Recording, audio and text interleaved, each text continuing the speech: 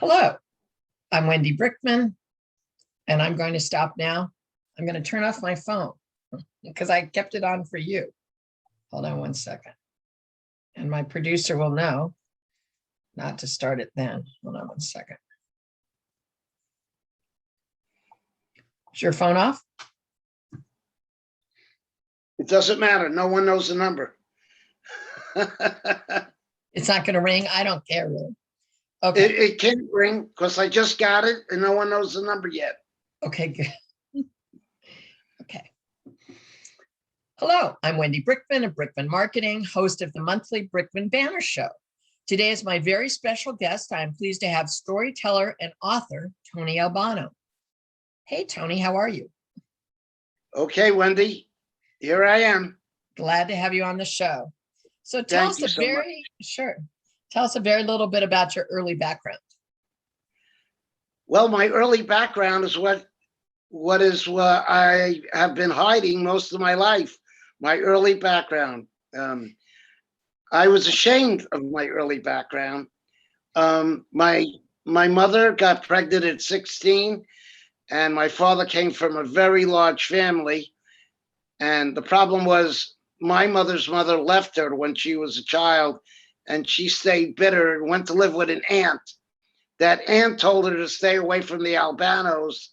They're very difficult people. And of course, that's directly where my mother ran to and got pregnant by my father. And neither one of them finished high school, but they did the best they could. But my mother always stayed bitter that her mother had left her and her sister behind.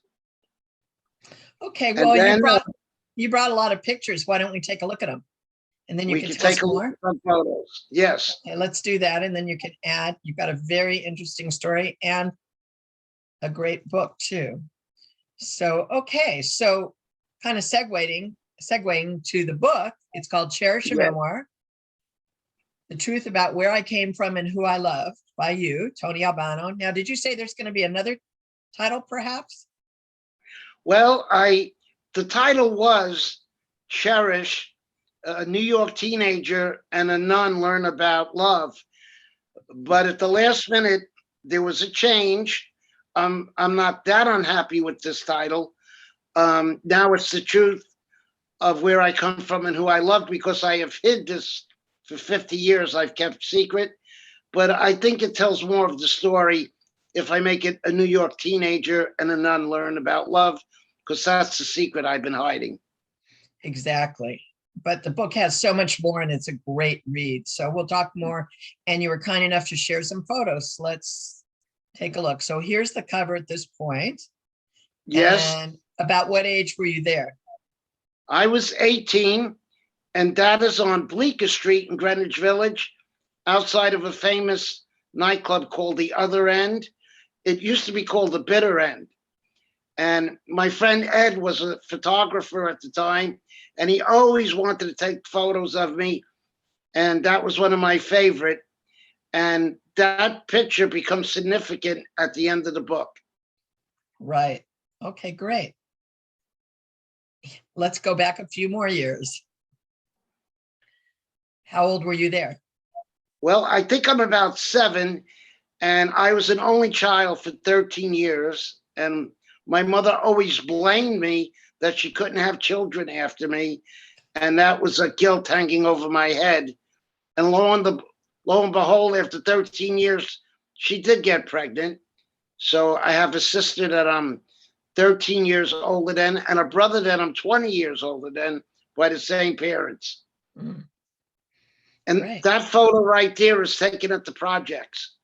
Okay, great. Beautiful picture. And your beautiful mother. Oh, yes. She thought she was Elizabeth Taylor because everyone told her that. And I noticed in that photo, she's wearing a hat. She sold hats at a department store called Abraham and Strauss, what was like Macy's in New York. And that is the projects in the background. And that's me with my cousin John. Cousin John's mother and my mother were sisters. Got it. So you're the one on the left. I'm the one on the left. I'm 4 years older than cousin John. Great. She looks happy, that picture. My mother was happy as long as everything went her way. Got it. Many people are like that. Yes. So what is this story? Well, this story, the Albanos in this part of Brooklyn had a nickname called the Mazines, and their whole world revolved around baseball and the New York Giants before they moved to San Francisco. And that is a clipping I got named after him. So it says Tony Albano in that article. And he was considered the greatest New York baseball fan. And his dream was to have 10 sons so he could put his boys on a baseball field, and he did. And that article is honoring him for being outside the Polo Grounds for 12 days, waiting to be the first one into the stadium. And it's from 1936. 1936, yes. Yeah. And lo and behold. Lo and behold, there they are. the Albano brothers, uniform and all. And to the far right of our screen is Grandpa Mazine, and those are all the son. And I didn't realize till looking at this photo right now, that's my father right next to him. Oh, wow. To the left. Yes. Oh, wow. Right to the left of Grandpa Mazine. I think that would be very gratifying if you love baseball and you could play with your kids and be hopefully a kind. Yes, that was his whole world. Yeah, many people. You know, baseball and animals was his whole world. Right, right. Oh, Yes, excuse me, Wendy. That photograph, on the back of it, they beat another team in Long Branch, New Jersey, 2-1, and the other team had a set of 10 brothers also. Wow, interesting. Why not? That's the biggest thing, trying to play baseball and get enough people. That's why in Chicago they have over the line and there's only 4 players. True. Okay. And who's this? Well, that's a photograph of Grandpa Mazine with my father coming home from the Army. And that is my grandmother. She was not a traditional Italian grandmother. She kind of had like a gambling den going on in her living room. And a lot of sports memorabilia. Now, Grandpa Mazine did not like all these people in and out of the house. So he just played with his animals. And in my new book, Cherish, it tells a story of how he grows to love a duck that I gave him. And I'll let the reader read what happens with the duck. Yeah. Yeah, these pictures really bring it to life. And the pictures are in the book, most of them, right? Yes, they are. Yeah, that's good. Right now, you let me relive my youth. And your grandparents' youth. Who's this? Yes, well, that is the Gramps. That's my mother's father, who took care. He was my built-in babysitter, so my parents could both work to get ahead. And that is my grandmother, Teresa, who I never met because during World War II, she ran off with a sailor and left my mother behind. And my Gramps, I call him, had a nervous breakdown, and he was in mental institutions until the day I was born. He snapped out of it, and he was a changed person. People had thought he was locked up forever, but apparently the day I was born, he was reborn. And Teresa has never been seen from or heard from again. I've been in touch with Teresa's sisters. No one knows what happened to her. Mm. Well, it's so nice that your grandfather found a new reason to live because of you and taking care of you and mentoring you. I am honored. And grateful. Yeah. Yes. Fast forward a few more years. Oh, no. I would say this is, well, it's Cousin John and me again. And I own 2 delis, and behind us is one of the delis I owned on Long Island, and these were our wild days. And that's That's Cousin another John. book. That's Yes, another book. exactly. That's another book. The Got it. Deli Days. Yes, Oh, I like that. The deli days. Yeah. Deli Days. I'll have to check with my friend who grew up on Long Island then. What was the name of the delis? Well, it was across the street from Roosevelt Raceway, so it was called the Winter Circle Deli, and it was in Westbury, Long Island. Okay. Great. Good location. Oh, it certainly was. Who's this? You. Well, a singer-songwriter, Melanie, influenced me tremendously when I was a teenager. And the fellow on the right was my partner in the delis, my high school friend, and the fellow on the left we call Big Ed. And Big Ed and I met in school in 8th grade, but I never told him the secret about where I came from. And even as we got older, I held on to my secret that I've been holding on for 50 years. And now in this book, I tell the story.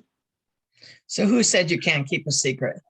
Right. And I did.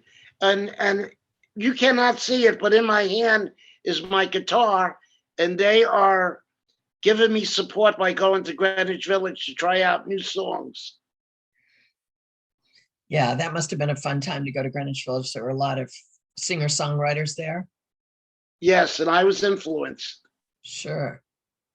I went there once and there were beatniks even before that.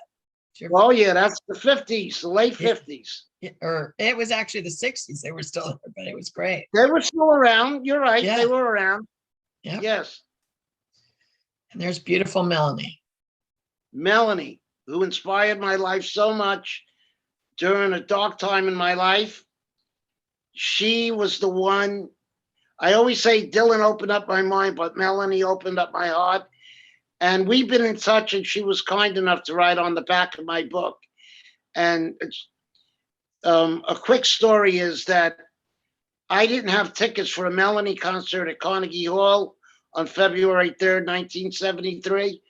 And my cousin John and I waited outside, and she came out of her car and walked right towards us, the backstage door. And Melanie, I told her I didn't have tickets, and she took us in as a guest. And I'm very grateful for that night. Absolutely. And I went back and I listened to her music and I remembered the songs. They're beautiful. And Beautiful. she was very talented. And she was at Woodstock. And all these years when my husband went to Woodstock, he would always talk about her. Yes. I wasn't really familiar with her in LA for some reason. Well, yes. She was she is from Queens, New York. And she played on Friday night at Woodstock. She was unknown. She was 22. And unfortunately, I believe she's famous for the roller skate song. And that is by far probably her worst song. Her other songs are gorgeous. Yeah. I think it's memorable, cute, quirky song, but the other songs Yes. are gorgeous. And YouTube Yes. has them. And while you're reading your book and reading about Melanie, I urge people to go and listen because I went, oh, that's a beautiful song. What's it called? Candles in the Rain. Yeah. Lay down, Candles in the Rain. And she has a She choir. Yes, the Edward Hawkins singers were behind her. Gorgeous. It's really a moving, beautiful song. Right. And now we fast forward to 2017, Melanie came to Salinas, and Marge McCurry put me in touch with her, and she was kind enough to invite me to meet her the night before her show, and we reminisced about old times. And the next night when she performed, she invited me on stage to tell that story about how she took my cousin and I into Carnegie Hall. And she's having a show June 26th on Zoom, actually. Great. Yes. Yeah, well, nice woman. Oh, great.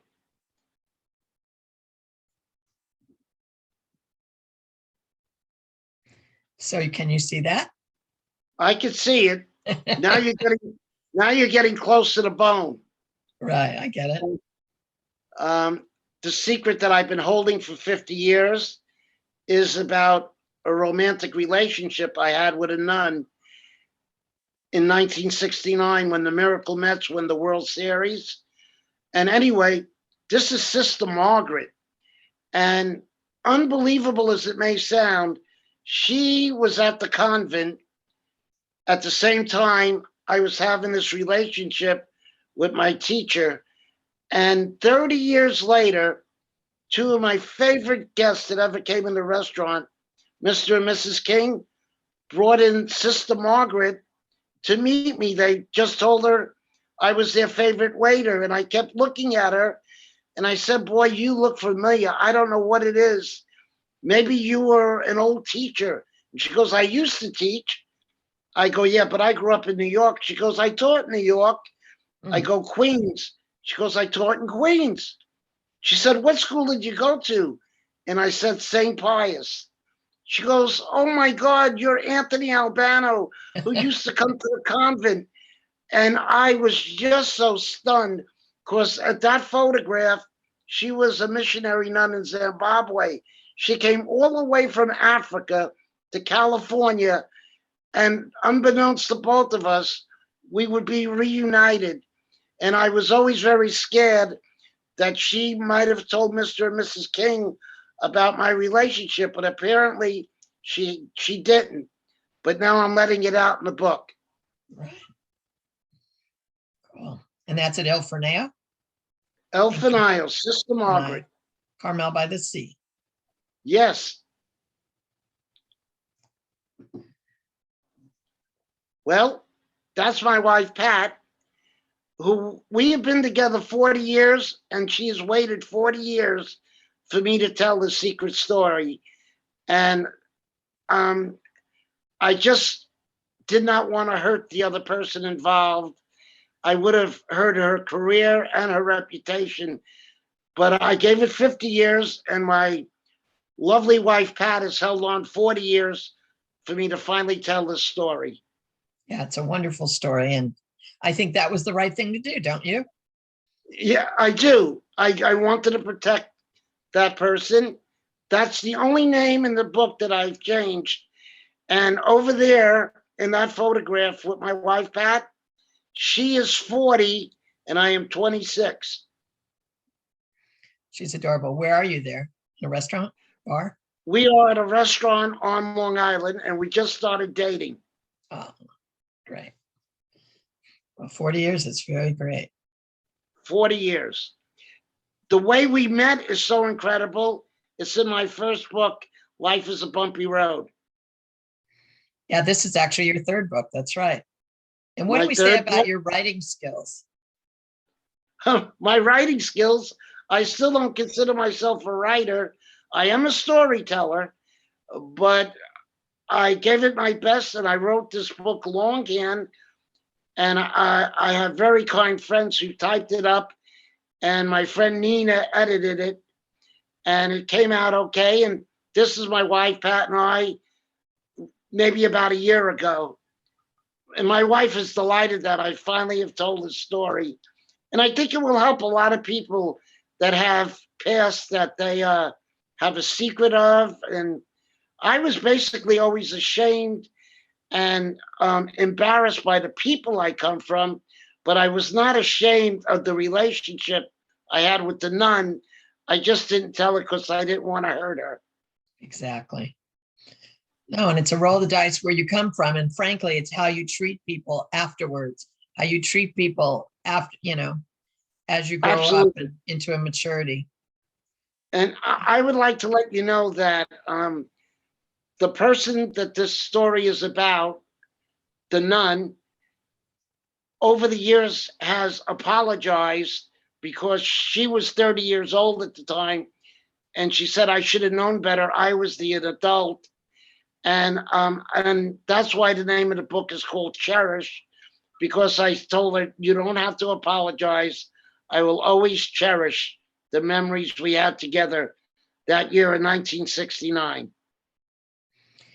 And for all those going through a rough time in their teens, especially, but any Yes, time, it's right. it's an inspirational book because it shows you can get past it and take the best, leave the rest, whatever. It just takes one person to change your life, and she did. Right. Thank goodness. And now? Now, this is me out in Carmel Valley at the library, and I'm telling stories there because that's what I do. I tell stories. Um, those are my first two books that I'm probably showing. Those books were I talked into a video and they transcribed them. This book, Cherish, I literally wrote it longhand because the editor says you cannot ad lib a book like this. You really have to write it. And she was right. Nina was right. So I wrote it out. No, it's like in your tone. That's what I like about it. And unfortunately, you had a very serious car accident. I did in 2003. I had a car accident and they tried to save my foot and leg for 5 years. And the operations all went downhill. And then a younger surgeon here, Dr. Gallagly, at Monterey Spine Center, said, "You're really never going to walk on that foot. I think you'd be better off amputating." And I at that point I was ready. I had been housebound 5 years. Interestingly enough, my gramps, who took care of me, was an amputee also. So I was not afraid to be amputated. I grew up with that. And then lo and behold, in 2012, that little dog, Bree, comes into my life and she's missing a leg. So it all came full circle. My grandfather, me, and the dog were all missing a leg. And again, it shows how you can, I'm sorry, it's a serious, serious change in your life, but you can adapt, take the best and leave the rest. You can persevere. You just got to keep going. And here you are again in a different, or maybe this is a different location. This is at you're wearing a different clothes. A bookstore in Monterey. Yeah. So yes. You're a great storyteller, and that is a gift that not everyone has. So, and here's Bree, the dog. Oh, my little Bree. Little Bree really put me really back together. Good. First, I was put back together physically, and Bree came into my life missing a leg, and she put me back mentally. And here we are. I finally got to tell my story. She looks content. Oh, here's yes. The earlier book. That's Bree with me. That's behind Elfinayo. And that's Life is a Bumpy Road. And I talk about, I tell true stories. I've been orally been telling stories for years. I never knew if it would be okay to have them in print. But Marge McCurry around here said, "Tony, these stories belong in a book." And Bree's father said, "If you put my dog on the cover, I'll take care of everything." And he did. Very nice. Cute picture of Bree. And I like the subtitles. Life is a bumpy road, smoothed out by the people and the dogs you meet along the way. Exactly. Marge McCurry wrote that part. Yeah, and I love Marge too. And here's your second book. Yes. A leg to stand on. More stories of people and dogs that keep me going. Yes. That photograph is taken on my patio, and there's Bree. And I had a difficult time with my leg a couple of years back, and all those other stories came out of me, and we got that book out there. But I have to let you know, Wendy, while I had those other two books out, I knew in my heart that I always wanted to write Cherish. I just wanted to see what it would be like to have a book out and perform.